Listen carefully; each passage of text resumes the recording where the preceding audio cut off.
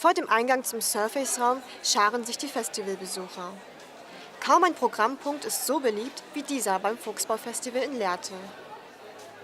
Alle wollen zu der Performance Don't Worry wie Yonce. Das Duo Ponycamp aus den Niederlanden macht in ihrer Lecture-Performance vor, wie jeder Beyoncé werden kann. Die Performerinnen erklären, was hinter der Idee steckt. If you came here for democracy's sake, liberté, égalité, Beyoncé, let's work. I think the reason why I would say become Beyoncé, and it's more the sense, it's more like a symbol, it's more a metaphor for something. In the sense of what she presents and represents is this fierceness, this strength, this independence, this security in a way. Like, I can do this. I'm okay doing whatever I'm doing, and I think that counts for men, women, black, white, fat, skinny. Young, old, it doesn't matter. And I think that's what she has. You don't have to like her, you don't have to like her music, but you can't get around her. Yeah. She's there. Die Queen of Pop beschäftigt sich in ihren Songs unter anderem auch mit politischen Themen.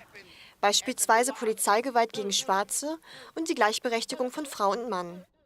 In ihrem Song Flawless zitiert sie Chimamanda Ngozi Adichie, eine feministische Schriftstellerin aus Nigeria. Feminist, a person who believes in the social, political and economic equality of the sexes. She was just sampled in the song, but it was such a nice way to make feminism maybe more accessible. And what I really like about what Chimamanda also says, she says maybe Beyoncé's feminism is not mine, yes. But she's saying every woman can have her own definition of what is feminism for her, because in the end it's about believing in the social, political and economic equality of the sexes. And if you want to do that in a miniskirt, that's fine too. Sich feministisch und sexy präsentieren kann also zusammen funktionieren, solange man nicht wie Miley Cyrus twerkt. This is a cry for help. This is wrong. Okay. I think what Beyoncé is doing is much more almost kind of like drag culture. You can almost compare it to like a drag show. She's like over-exaggerating every aspect of being a woman, that it almost becomes like a transvestite kind of thing. So it's much more of a performance that she's giving, which I find very interesting, because as women we could also put on wigs and crazy makeup and crazy heels and just perform in that way, because drag is in its own an art form itself.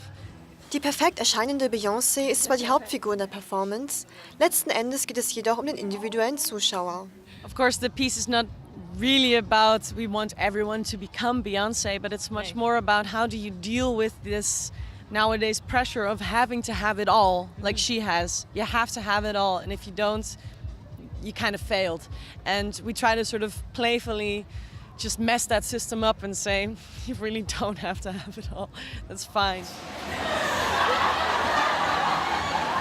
Be happy. Don't worry. Beyoncé. Especially don't worry. Yeah, especially It's don't gonna be worry. fine. Yeah, definitely.